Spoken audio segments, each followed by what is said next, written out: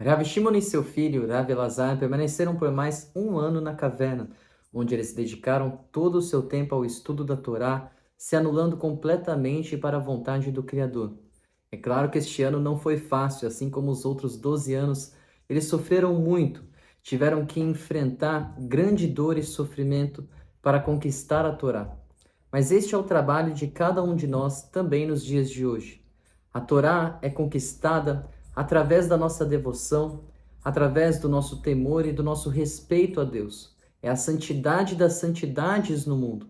Portanto, para que nós possamos adquirir a Torá, nós precisamos muitas vezes anular os nossos desejos pessoais e mundanos para cumprir com a vontade do nosso Criador. Muitas vezes nós vamos precisar dizer não para nós mesmos para seguir a vontade do nosso Criador. E isso sem o nosso entendimento, sem a nossa compreensão. A Torá nos relata que no Monte Sinai o povo de Israel disse para Hashem, Naaseh venishma, faremos e ouviremos. Nós devemos cumprir com a vontade do nosso Criador, não buscando recompensa. Nós devemos fazer isto porque este é o motivo por detrás de nossa encarnação neste mundo. Este é o motivo por detrás da criação de tudo o que existe.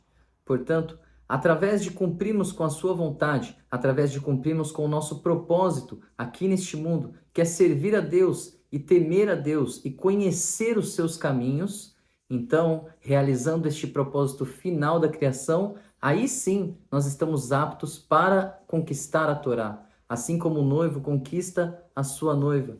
É proibido que a pessoa se flagele ou cause qualquer sofrimento a si mesmo. Porém, se a pessoa deseja adquirir a Torá para si, ela precisará sacrificar o seu tempo, precisará sacrificar os seus desejos mundanos e imediatos para então alcançar a santidade da Torá. Veja, a Torá é a santidade das santidades. Portanto, ela só pode ser adquirida como sendo o maior tesouro de toda a criação através de autossacrifício, através do nosso esforço. E é claro que isso tem como consequência o nosso sofrimento. Portanto, muitas vezes nós teremos que comer menos, beber menos, dormir menos, para que nós possamos conciliar a nossa vida mundana de trabalho, de cuidado com nossos familiares, com a nossa vida espiritual, com a nossa redescoberta de Deus. Foi então que, após 13 anos, Rav Shimon e seu filho saíram da caverna. Nesta segunda saída, da mesma maneira, eles também se assustaram quando viram um judeu simples trabalhando a terra durante um dia comum da semana. Porém, desta vez, no momento em que eles se assustaram, eles conseguiram se controlar. Mais uma vez, quando eles viram um outro judeu também trabalhando a terra, eles se assustaram de novo, mas conseguiram se controlar.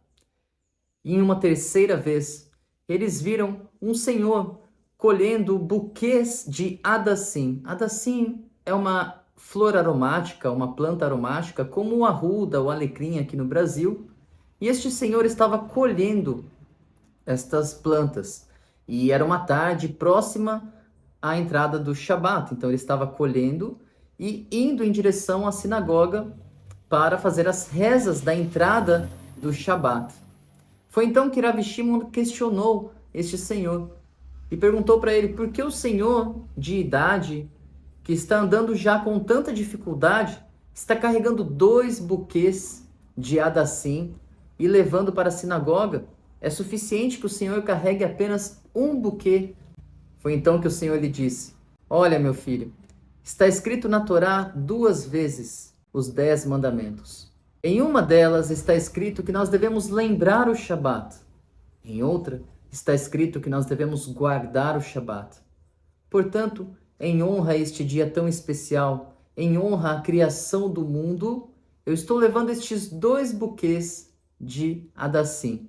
Um em lembrança ao Shabat e outro pela guarda do Shabat. Olha só o capricho deste Senhor com os mandamentos divinos. Foi exatamente este detalhe que encantou Rav Shimon Bar Yochai e seu filho. E então eles entenderam que o estudo de Torá deles era o suficiente para manter todo mundo.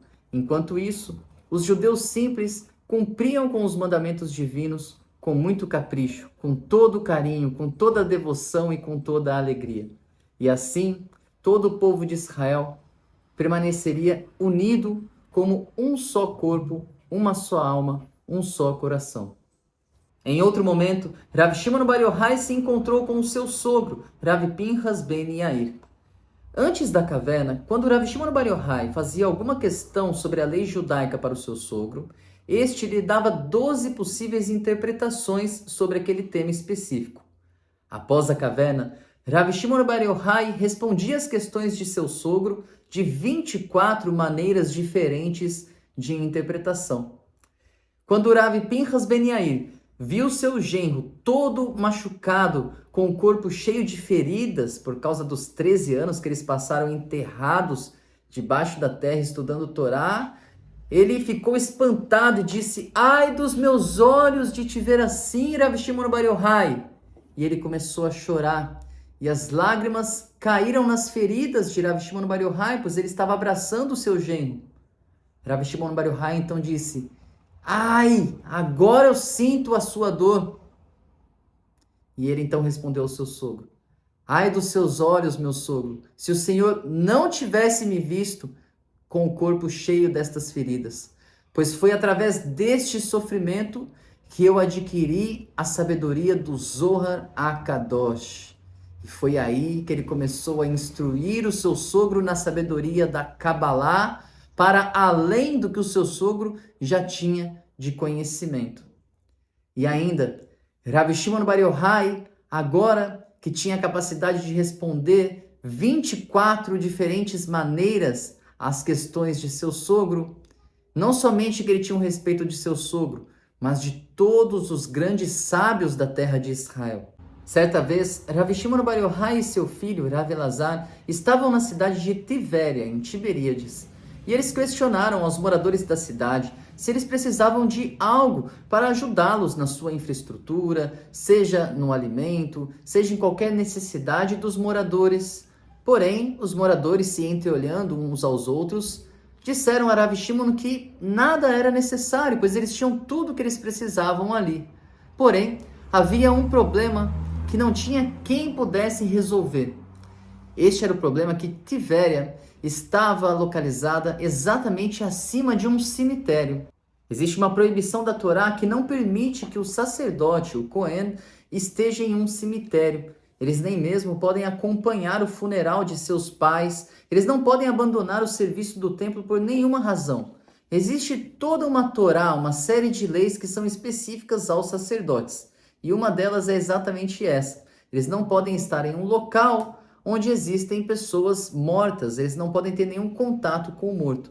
Portanto, não poderia ter a presença de nenhum sacerdote na cidade de Tiberíades. E este era um grande problema, tanto para a coleta de trumá, de sacrifícios, tanto para que eles pudessem aprender dos sacerdotes a Torá, que eles também tinham a responsabilidade de ensinar a Torá. Ou seja, era um grande problema da cidade a questão de que haviam corpos enterrados muito abaixo no subsolo. Rav Shimon perguntou se as pessoas sabiam onde estes corpos estavam enterrados. As pessoas, se entreolhando, responderam que não. Eles não sabiam onde eles estavam enterrados, eles nem mesmo sabiam por onde começar. Mas o que eles tinham como certeza é que toda a cidade de Tiberíades estava acima de um cemitério.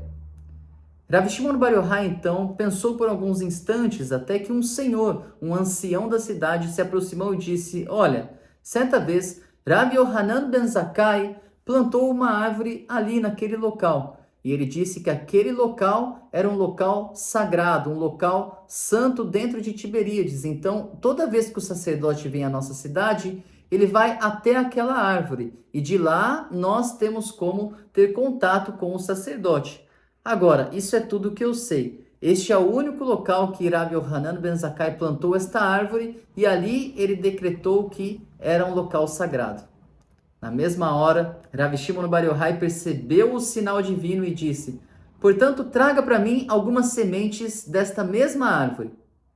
Os moradores logo foram atrás dessas sementes e em pouco tempo chegaram a Rav Shimon Bar Yochai com sacos desta semente. Rav Shimon Bar Yochai então foi de sul ao norte, leste a oeste da cidade de Tiberíades, jogando estas sementes no solo. Foi então que um grande milagre aconteceu. Em todo local onde havia um corpo enterrado, mesmo que este corpo estivesse a muitos metros abaixo da terra, este corpo emergia para a superfície. Os esqueletos começaram a brotar do chão de toda a terra de Tiberíades. Os moradores então recolheram os restos mortais e enterraram estes corpos em um outro local, fora da cidade. Então Rav Shimon Bar Yochai disse: agora a cidade de Tiberíades está kasher.